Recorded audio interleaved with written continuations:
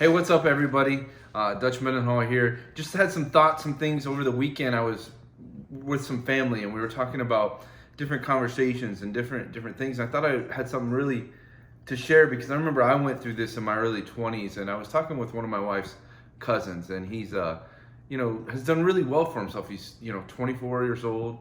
Went and got a mechanical engineering degree, and on top of that, he works at Halliburton as an engineer. And so he's done good for himself at 24. But I'm sitting here talking to him, and I realize he's missing this conversation about like what he wants in his life, what his passion in his life. So over the years, we've had dozens of millennials work for us, and I see them in this disillusioned thought process of they thought they were going to conquer the world when they got out of college, or they thought they were going to conquer the world when they got out of high school, because we've had both working for us, and it's just frustrating for them because they're in this place where they thought life was going to be so much more.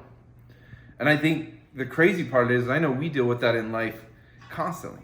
I deal with it myself when I thought I'd be at a different level than where I am now because I have goals, I have missions, I have dreams, right? I want to build $100 million investment fund, and then I want to build $1 billion fund, right? Yeah, I'm doing extremely well in my life, and I have my wife and I have my kids, and I should just have this complete moment of satisfaction. But then I continue to live life, and I can see we're almost like what he's going through is training him, if he can deal with it good now, training him to have true missions, true goals, true next level kinds of things. He'd go be a corporate slave for the rest of his life, and a lot of people go through that, and I have complete respect for that. It wasn't my path. My path was a little bit different. So I understood this conversation, and the hard part for him was he was in this place we call sanctuary, which he's making decent money, he has a decent life, but he wants something more, he wants something different, and that's the hardest place to get out. It's easy when life's sucking and life's crappy to, you have to get by your bootstraps. Amy and I call it survival mode, right? We always function extremely well if the business or our lives were in survival mode. But then how do you go from survival mode to thrive mode? Because thrive mode is completely different way of living, different way of being in life. And so these are thoughts and conversations that, should provoke for you, more. And how do we get through this? I look at my brother Dory, a decade ago, not even a decade ago, 15 years ago, I remember going to Dory and saying, Dory, join entrepreneurialism, join business. This is before I even was in real estate. And he just wouldn't do it. It wasn't his place. He had a couple kids at the time, right? And he was making decent money, and he didn't think of that. And then next thing you know, fast forward 10 years later, he's got 7 kids. Still making decent money, but 7 kids, money goes away really fast.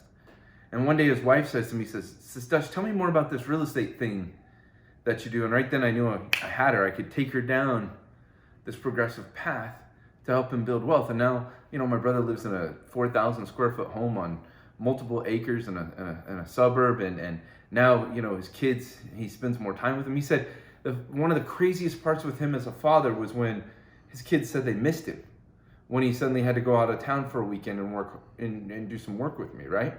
And that was rare for him because they was so used to him being gone when he was in his corporate job, working 50, 60, 70 hours a week to stay ahead, that they never missed him. They were just used to it.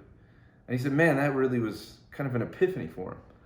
And so when I think about life and I think about those moments when you've got to make some decisions, some thoughts on like, where do you go from where you are to where you want to be? And is it a side hustle thing? Is it where's it at? But you got to start down the path, but you also have to take the life you have and be blessed and accept the life that you have is amazing without turning it ugly. Because what some people do is they start turning the life they have into ugliness because they know that there's something more, something better. It's like when I was younger and I'd see someone drive a Porsche down the street, I'd have this jealousy, almost like screw him, right? Kind of thought.